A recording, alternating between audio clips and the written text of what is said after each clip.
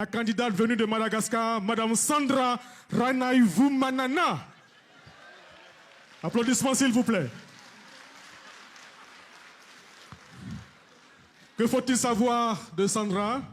Pour Sandra, la participation à cette finale internationale représente une responsabilité accrue, celle d'être une ambassadrice de la science et de représenter les couleurs de son pays au sein du concours. Sandra, vous êtes prête? Oui, je suis prête. Bonne chance.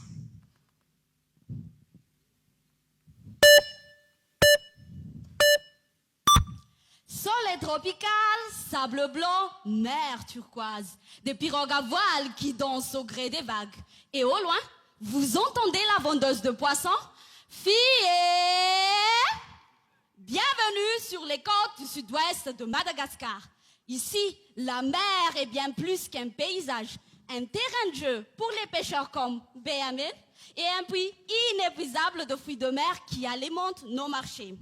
Félix et ses amis pêchent toutes sortes de poissons dans les récifs coralliens.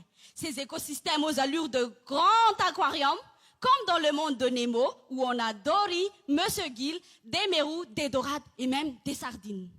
Mais attention, voilà surgissent les méchants de l'histoire.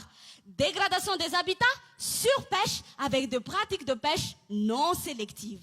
Ils épuisent les trésors du puits et vont impacter la durabilité de l'activité de pêche ainsi que la disponibilité des poissons dans nos assiettes. Et oui, ce problème va au-delà de nos frontières. Imaginez un peu un monde sans poissons. Fini le poisson avec de l'attiéké et pire, plus d'argent pour les pêcheurs. Ma mission est donc de sauver le monde de Nemo et celui de Félix.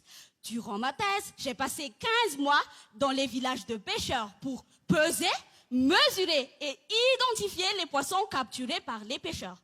L'objectif était de savoir combien ils capturaient selon les pratiques de pêche, quelles espèces, des poissons adultes ou même des petits bébés.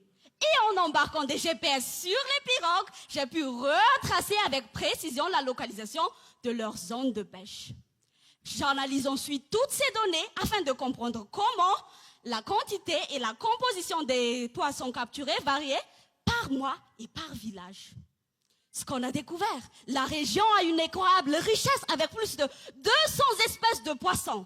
Cependant, les captures diminuaient de 10 à 20% chaque année et les poissons pêchés étaient de plus en plus petits en 5 ans à cause de l'utilisation de filets en moustiquaire.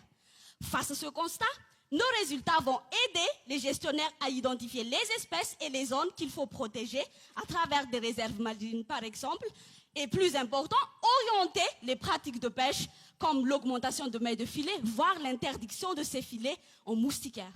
Des solutions qui seront bénéfiques tant pour les récifs coralliens que pour les 2000 ménages de pêcheurs qui dépendent de la pêche. Et grâce à tout ça, nous pouvons rêver d'un monde sans fin où Félix et ses amis vécurent heureux et eurent beaucoup de poissons pour les générations futures. Mesdames et messieurs, notre voyage touche à sa fin. Merci beaucoup. Merci Sandra. Merci et bonne chance pour la suite.